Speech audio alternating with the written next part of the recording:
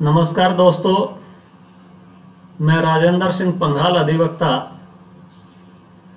आज आपको भारतीय संविधान एवं भारतीय संविधान में दिए गए मौलिक कर्तव्यों के बारे में जानकारी दूंगा। आशा करता हूं मेरे द्वारा दी गई जानकारी आपके जीवन में उपयोगी साबित होगी।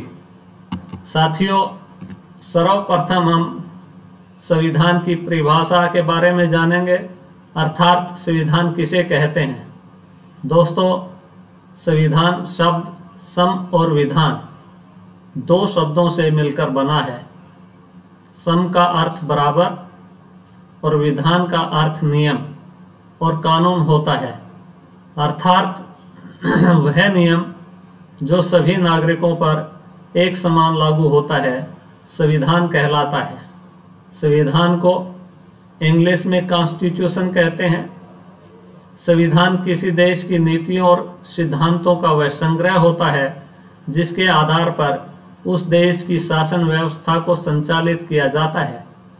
किसी भी देश का संविधान उस देश की राजनीतिक व्यवस्था, न्याय व्यवस्था तथा नागरिकों के हितों की रक्षा करने का एक मूल माध्यम होता है, जिसके माध्यम से उस देश के विकास की दिशा का निर्धारण होता है।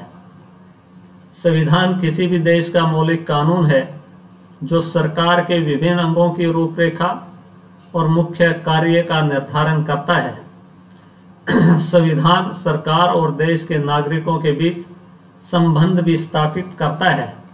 साथियों, संविधान दो प्रकार के होते हैं, एक लिखित संविधान और दूसरा अलिखित संविधान। लिखित संविधान वह संविधान होता है जिसका अधिकांश भाग लिखित होता है। लिखित संविधान किसी देश को अच्छी तरह से संचालित करने के लिए बनाया गया लिखित दस्तावेज होता है। लिखित संविधान का निर्माण किसी विशेष समय पर संविधान सभा द्वारा किया जाता है। संविधान देश का सर्वोच्च कानून होता है। इसका उल्लंघन करने वालों को गैर संवैधानिक माना जाता है। संविधान के नियमों के आधार पर संपूर्ण देश में शासन किया जाता है। विश्व में मुख्यतः संविधान लिखित रूप में ही मौजूद होते हैं। विश्व का प्रथम लिखित संविधान संयुक्त राज्य अमेरिका का है और संसार का सबसे बड़ा लिखित संविधान भारत का है। भारतीय संविधान का निर्माण एक विशेष संविधान सभा के द्वारा किया गया। श्री B.R. अम्बेडकर को भारतीय संविधान के मुख्य निर्माता और जनक के रूप में जाना जाता है। भारतीय संविधान की अधिकांश बातें लिखित रूप में है। इस दृष्टिकोण से भारतीय संविधान अमेरिकी संविधान के समतुल्य है। भारत का संविधान लिखने में 2 वर्ष 11 महीने 18 दिन का समय लगा था। भारत में 26 नवंबर 1949 को संविधान सभा द्वारा भारत के संविधान को स्वीकृत किया गया था, जो 26 जनवरी 1950 को प्रभाव में आया। भारत में 26 नवंबर को हर साल संविधान दिवस मनाया जाता है। भारत का संविधान 465 अनुच्छेद, 25 भाग और 12 अनुसूचियों में लिखित है। संविधान में समय समय पर कई संशोधन किए जाते हैं। भारतीय संविधान में 104 संशोधन किए जा चुके हैं। साथियों, अलिखित संविधान वह संविधान होता है जिसे लेखबद्ध ना किया गया हो, अर्थात वह संविधान लिखित रूप में मौजूद ना हो। अलिखित संविधान के कुछ भाग लिखित रूप में मौजूद होते हैं, परंतु सभी भाग नहीं। विश्व में मुख्यतः संविधान लिखित रूप में ही मौजूद होते हैं। ब्रिटेन ही एक ऐसा देश है जिसका संविधान अलिखित है और उस संविधान के कुछ ही भाग लिखित रूप में मौजूद हैं। ब्रिटेन का संविधान अलिखित होने के कारण यहाँ का संविधान निरंतर बदलता रहता है। साथियों, भारतीय संविधान में दर्शाए गए मौलिक कर्तव्यों को जानने से पूर्व हम भारतीय संविधान में वर्णित मौलिक कर्तव्यों का इतिहास जानना चाहेंगे। साथियों, भारत के संविधान निर्माताओं ने भारत के मूल संविधान के निर्माण करते समय संविधान में भारतीय नागरिकों के मौलिक अधिकारों को स्थान दिया था। भारत के संविधान में संविधान निर्माण करते समय संविधान में भारतीय नागरिकों के मौलिक कर्तव्यों को शामिल नहीं किया गया था। दोस्तों, अब प्रश्न उठता है कि भारत के संविधान में मौलिक कर्तव्य कब, क्यों और कैसे शामिल किए गए? इस प्रश्न का उत्तर जानने के लिए हमें भारतीय संविधान के मौलिक कर्तव्यों के इतिहास को जानना पड़ेगा। जैसा कि मैंने पहले बताया, भारतीय संविधान में आरंभ में मौलिक कर्तव्य शामिल नहीं किए गए थे और सिर्फ अधिकारों को ही शामिल किया गया था।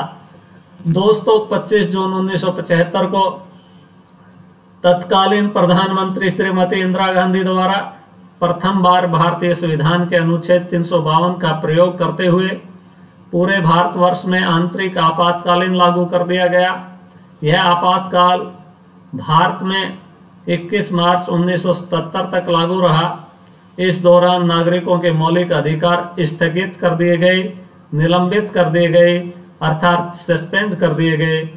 देश की आज़ादी छीन ली गई, देश में प्रेस की आज़ादी छीन ली गई। सभी विपक्षी नेताओं को जेल में जबरदस्ती बंद कर दिया गया। प्रिवेंशन ऑफ डिटेंशन एक्ट एवं मीसा जैसे कानूनों का प्रयोग किया गया। दोस्तों, इसी दौरान नागरिकों द्वारा धीरे धीरे मौलिक अधिकारों की प्राप्ति की मांग उठने लगी, जिसके कारण श्रीमती इंदिरा गांधी ने सरदार सवर्ण सिंह के नेतृत्व में संविधान में उपयुक्त संशोधन सुझाने के लिए एक समिति का गठन किया। इस समिति ने सुझाव दिया कि संविधान में मौलिक अधिकारों के साथ साथ मौलिक कर्तव्यों का भी समावेश किया जाना चाहिए, अर्थात शामिल किए जाने चाहिए। इस समिति का तर्क था कि अधिकारों के साथ साथ नागरिकों के कुछ कर्तव्य भी होने चाहिए, जिनका प्रत्येक नागरिक पालन करे, क्योंकि प्रत्येक अधिकार किसी न किसी कर्तव्य से जुड़ा होता है। कहने का भाव यह है कि अधिकार एवं कर्तव्य एक दूसरे के पूरक हैं, अर्थात अधिकार विहीन कर्तव्य निरर्थक होते हैं, जबकि कर्तव्य विहीन अधिकार निरंकुशता पैदा करते हैं। यदि किसी नागरिक को गरिमापूर्ण जीवन का अधिकार है, तो उसका कर्तव्य बनता है कि व्यक्तियों में गरिमापूर्ण जीवन के अधिकार का भी ख्याल रखे और अपने कर्तव्यों का पालन करे। दोस्तों, इन्हीं बातों को ध्यान में रखते हुए सरदार सवर्ण सिंह समिति की अनुशंसाओं के आधार पर 42वें संविधान संशोधन अधिनियम 1976 के द्वारा भारतीय संविधान के भाग 4 के पश्चात भाग 4 के अंतर स्थापित किया गया और उसके भीतर अनुच्छेद 51 के को रखते हुए 10 मौलिक कर्तव्यों को शामिल किया गया और आगे चलकर 86वें संविधान संशोधन अधिनियम 2002 के माध्यम से एक कर्तव्य जोड़ा गया, जिसके तहत 6 से 14 वर्ष की आयु के बच्चों के माता पिता और संरक्षकों पर यह कर्तव्य आरोपित किया गया कि वे अपने बच्चे अथवा प्रतिपाल्य को शिक्षा प्राप्त करने का अवसर प्रदान करेंगे। इस प्रकार अब भारतीय संविधान में कुल 11 मौलिक कर्तव्यों को शामिल कर दिया गया है। दोस्तों, वर्तमान में भारतीय संविधान के भाग 4 क तथा अनुच्छेद 51 क के अनुसार भारत के प्रत्येक नागरिक के कुल 11 मूल कर्तव्य हैं। इसके अनुसार भारत के प्रत्येक नागरिक का यह कर्तव्य होगा कि वह संविधान का पालन करे और उसके आदर्शों, संस्थाओं, राष्ट्रध्वज और राष्ट्रगान का आदर करे। स्वतंत्रता के लिए हमारे राष्ट्रीय आंदोलन को प्रेरित करने वाले उच्च आदर्शों को हृदय में संजोए रखे, पालन करें। नंबर 3, भारत की प्रभुता, एकता और अखंडता की रक्षा करें और उसे अक्षुण्ण रखे, अर्थात बनाए रखे। 4. देश की रक्षा करें और आह्वान किए जाने पर राष्ट्र की सेवा करें। 5. भारत के सभी लोगों में समरसता और समान भ्रातृत्व की भावना का निर्माण करें, जो धर्म, भाषा और प्रदेश या वर्ग पर आधारित सभी भेदभाव से परे हो। ऐसी प्रथाओं का त्याग करे जो स्त्रियों के सम्मान के विरुद्ध है। 6. हमारी सामाजिक संस्कृति की गौरवशाली परंपरा का महत्व समझे और उसका परिरक्षण करे, अर्थात हमारी गौरवशाली परंपरा को बनाए रखे और उसके महत्व को समझे। नंबर 7. प्राकृतिक पर्यावरण की, जिसके अंतर्गत वन, झील, नदी, वन्य जीव इत्यादि की रक्षा करे और उसका संवर्धन करे तथा प्राणी मात्र के प्रति दया भाव रखे। 8. वैज्ञानिक दृष्टिकोण, मानववाद और ज्ञानार्जन तथा सुधार की भावना का विकास करे। 9. सार्वजनिक संपत्ति को सुरक्षित रखे और हिंसा से दूर रहे। 10. व्यक्तिगत और सामूहिक गतिविधियों के सभी क्षेत्रों में उत्कर्ष की ओर बढ़ने का सतत प्रयास करे, जिससे राष्ट्र निरंतर बढ़ते हुए प्रयत्न से उपलब्धि की नई ऊंचाइयों को छू ले। 11. जो माता पिता या संरक्षक हों वह 6 से 14 वर्ष के बीच की आयु की यथास्थिति अपने बच्चे अथवा प्रतिपाल्य को शिक्षा प्राप्त करने के अवसर प्रदान करेगा। साथियों, रोचक बात यह है कि विश्व के अधिकांश लोकतांत्रिक देशों के संविधान में नागरिकों के कर्तव्यों का उल्लेख नहीं किया गया। उनमें केवल मूल अधिकारों की घोषणा की गई है, जैसे अमेरिका का संविधान। किंतु कुछ साम्यवादी देशों में मूल कर्तव्यों की घोषणा की परंपरा दिखाई पड़ती है, जैसे जापान, भूतपूर्व सोवियत संघ इत्यादि। इस दृष्टि से महत्वपूर्ण है। भारतीय संविधान में शामिल किए गए मूल कर्तव्य भूतपूर्व सोवियत संघ के संविधान से ही प्रभावित हैं। दोस्तों, अब प्रश्न उठता है कि मूल कर्तव्यों की परिवर्तनीयता अर्थात एनफोर्सेबिलिटी ऑफ फंडामेंटल ड्यूटीज, क्या मूल कर्तव्यों को कानून के द्वारा लागू करवाया जा सकता है? दोस्तों, सामान्य धारणा यह है कि मूल कर्तव्य न्यायालयों के माध्यम से प्रवर्तित अर्थात लागू नहीं कराए जा सकते। अर्थात यदि कोई नागरिक अपने मूल कर्तव्य का पालन न करे तो न्यायालय द्वारा नागरिकों को दंडित नहीं किया जा सकता। इस दृष्टि से मूल कर्तव्य भी राज्य के नीति निर्देशक तत्वों की तरह हैं। जिस तरह से राज्य को न्यायालय में इस बात के लिए प्रसंगत नहीं किया जा सकता कि वह नीति निर्देशक तत्वों का पालन नहीं कर रहा, वैसे ही किसी नागरिक को इस बात के लिए बाध्य या दंडित नहीं किया जा सकता कि वह मूल कर्तव्यों का पालन नहीं कर रहा। इसी आधार पर विद्वानों ने व्यंग करते हुए कहा है कि मौलिक कर्तव्य निरर्थक घोषणाएं मात्र हैं। साथियों, किंतु वास्तविक स्थिति ऐसी नहीं है। यदि अनुच्छेद 37 तथा अनुच्छेद 51 में तुलना करें तो साफ दिखाई देता है कि जहां अनुच्छेद 37 में नीति निर्देशक तत्वों के अपरिवर्तनीय होने की बात साफ तौर पर कही गई है, वहीं अनुच्छेद 51 में ऐसी कोई बात वर्णित नहीं है।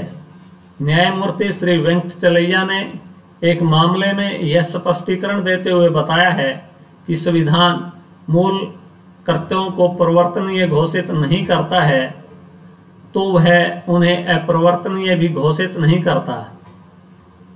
इसके अलावा न्यायालय ने कुछ मामलों में स्पष्ट किया है कि जिस तरह मूल अधिकार संविधान को समझने के लिए मूलभूत महत्व के हैं, वैसे ही मूल कर्तव्य भी हैं।